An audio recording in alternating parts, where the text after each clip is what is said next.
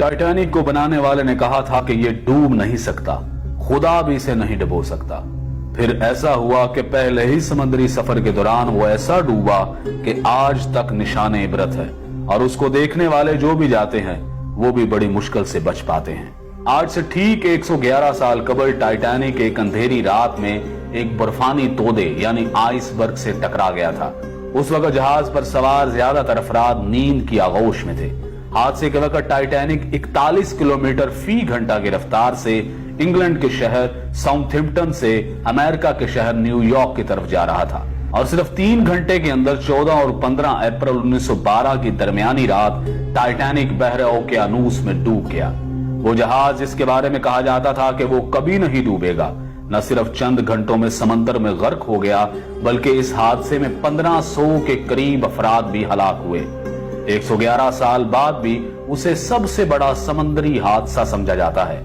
सितंबर 1985 में इस जहाज की बाकियात को बहरा ओकेयानूस में जाए हादसे से हटा दिया गया था।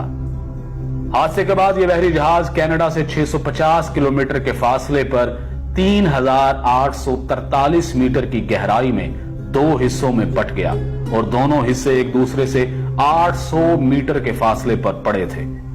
111 साल गुजरने के बाद भी इस हादसे के बारे में मुआम्मे मौजूद हैं। माहिरीन की राय इसके बारे में क्या है, जानिए इस वीडियो में। इस बहरी जहाज के बारे में कहा जाता था कि यह डूब नहीं सकता, खुदा भी इसे नहीं डुबो सकता। इस यकीन की कुछ वजूहात भी थी। Federal university of Rio de Janeiro के शोबा बहरिया और ओशन इंजीनियरिंग के प्रोफेसर और इंजीनियर अलेक्जेंडर डी पेन्हो कहते हैं कि इंजीनियरिंग के लिहाज से यह डिजाइन की बुनियाद पर तैयार करदा पहला बहरी जहाज था। कई वाटर टाइट कंपार्टमेंट्स बनाए गए थे, यानी जहाज का एक कमरा पानी से भर भी जाए तो दूसरे कमरे को गर्क नहीं कर सकता था। वो बताते हैं कि इस जहाज की तैयारी के दौरान कुछ मुश्किलात पेश आई थी, जैसा कि जहाज की ऊंचाई कितनी रखी जाएगी ताकि बिजली की तारें और पानी के पाइप ठीक से काम कर सके। इस पर बहुत सोच विचार की गई थी। प्रोफेसर अलहो के मुताबिक इस पर गौर करने के बाद उस वक्त के इंजीनियर्स ने जहाज की ऊंचाई का तयन किया। यहां तक कि सैलाब की सूरत में उन्होंने अंदाजा लगाया कि पानी छत की ऊंचाई तक नहीं पहुंचेगा। उन्होंने छत पर महफूज कंपार्टमेंट भी बनाए थे, लेकिन तब किसी ने बर्फ के तोदे से जबरदस्त टकराव का सोचा भी नहीं होगा। माहिरीन का कहना है कि तसादुम इतना जोरदार था कि जहाज की मेन बॉडी में जहाज की निसफ लंबाई तक सुराख हो गया था। ऐसी हालत में पानी डेक तक पहुंच गया था। जहाज पानी से भरने लगा था। ऐसी सूरत हाल में रेस्क्यू मुमकिन नहीं होता। आप पानी को निकालने के लिए जहाज में मौजूद तमाम पंप्स चालू कर सकते हैं, आप सब कुछ आजमा सकते हैं, लेकिन जिस रफ्तार से पानी अंदर आ रहा होता है उसी रफ्तार से उसे वापस बाहर नहीं फेंका जा सकता।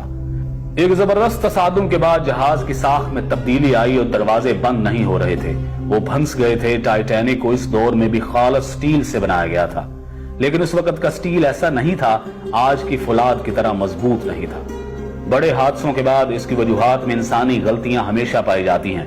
माहिरीन के मुताबिक आइसबर्ग से भरे खित्तों से गुजरने में मुश्किलात के बावजूद इस पर सफर को तेजी से मुकम्मल करने का शदीद दबाव था। दरअसल ये दबाव ब्लू बैंड हासिल करने के लिए था। 1839 में शुरू होने वाला ये एजाज बहरा ओकेयानूस को अबूर करने वाले तेज तरीन जहाज को दिया जाता था। टाइटैनिक को इस एजाज का सबसे मजबूत दावेदार समझा जाता था। इस वक्त दुनिया की बड़ी कंपनियों के दरमियान जहाज बनाने का मुकाबला था। उस वक्त इंग्लैंड और जर्मनी के दरमियान मुकाबला था कि सबसे बड़े और तेज तरीन जहाज कौन बनाएगा। सबसे बड़े और तेज तरीन जहाज को सरकारी तौर पर ब्लू बैंड मिल गया। इस कारनामे को हासिल करने के लिए किसी भी जहाज के लिए पहला सफर सबसे अहम समझा जाता था। पहले सफर के दौरान जहाज की हालत सबसे बेहतर होती है। जहाज पहले सफर में तेज तरीन रफ्तार हासिल कर सकता है, और टाइटैनिक ने भी तेज तरीन रफ्तार हासिल करने की कोशिश की थी। बच जाने वाले लोगों में से बहुत से लोगों ने बताया था कि जहाज के कप्तान को इर्द गिर्द के इलाके में बर्फ के तोदों के बारे में इतला दी गई थी, लेकिन उसने जहाज की रफ्तार कम नहीं की, क्योंकि वो तेज रफ्तारी से बहरे ओकेयानूस को अबूर करके ब्लू बैंड हासिल करना चाहता था। लेकिन यही तेज रफ्तारी और गरूर और तकब्बुर और खुदा को चैलेंज इस जहाज को डुबोने का सबब बने। टाइटैनिक हादसे में 1500 के करीब अफराद हलाक हुए, जिसके बाद समुद्री जहाजों के हिफाजती निजाम को बेहतर बनाने की कोशिशें शुरू कर दी गईं। इस हादसे के बाद समुद्री जहाजों की हिफाजत के लिए रडार जैसे आलात की तैयारी शुरू की गई। टाइटैनिक के हादसे में बहुत से लोग इसलिए मारे गए कि उनके पास लाइफ बोट्स नहीं थी। اور ٹائٹینک میں لائف بوٹس اس لیے بھی کم تھی کیونکہ ان کا دعویٰ تھا کہ یہ جہاز کبھی نہیں ڈوب سکتا۔ اس یقین کی وجہ سے جہاز میں صرف آدھی لائف بوٹس رکھی گئی تھی۔ یہ حادثہ سمندری جہازوں کی حفاظت کے حوالے سے ایک اہم سنگ میل ثابت ہوا۔ سمندری جہازوں کی حفاظت کے لیے ادارہ جاتی فریم ورک بنایا گیا۔ تعمیر کے دوران حفاظتی پیرامیٹرز کا خیال رکھا گیا۔ اسے مسلسل بہتر بنانے کے منصوبے پر کام کیا گیا۔ آج کے دور میں ریڈار برف کے تودوں کو بہت پہلے پتہ لگا لیتے ہیں۔